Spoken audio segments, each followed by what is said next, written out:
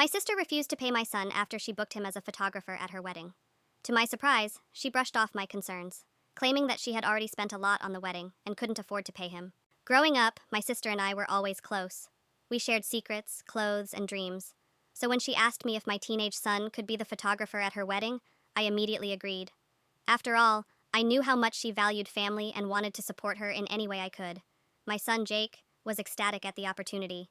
He had been experimenting with photography for a while and was eager to showcase his skills at such a special event. He spent hours researching poses, lighting, and editing techniques to ensure that he captured every moment perfectly. On the day of the wedding, Jake arrived early to set up his equipment and get a feel for the venue.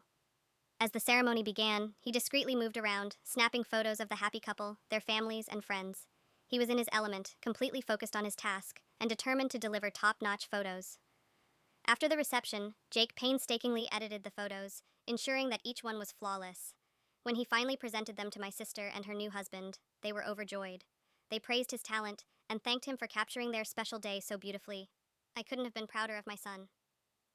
Weeks went by, and my sister still hadn't mentioned payment for Jake's services. I decided to gently broach the subject, reminding her that Jake had spent a lot of time and effort on the photos. To my surprise, she brushed off my concerns, claiming that she had already spent a lot on the wedding and couldn't afford to pay him. I was taken aback by her attitude. I never expected my sister, who had always been so generous and caring, to refuse to compensate my son for his hard work. I tried to reason with her, explaining that Jake had put his heart and soul into the project and deserved to be paid for his services. But my sister remained firm in her decision. She argued that families should help each other out without expecting anything in return. I couldn't believe what I was hearing. It seemed that my sister's priorities had shifted, and she was no longer the thoughtful and considerate person I had known. I struggled with conflicting emotions. Part of me wanted to let it go, to preserve the harmony within our family, but another part of me couldn't stand the injustice of the situation.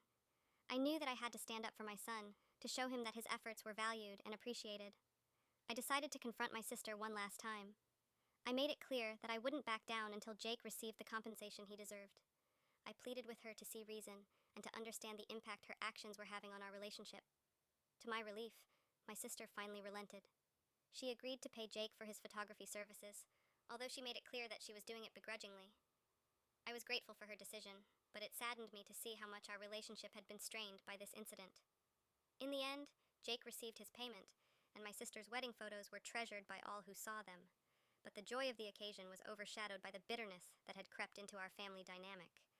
I could only hope that time would heal the rift between us, and that we could once again find the closeness and understanding that had always defined our relationship.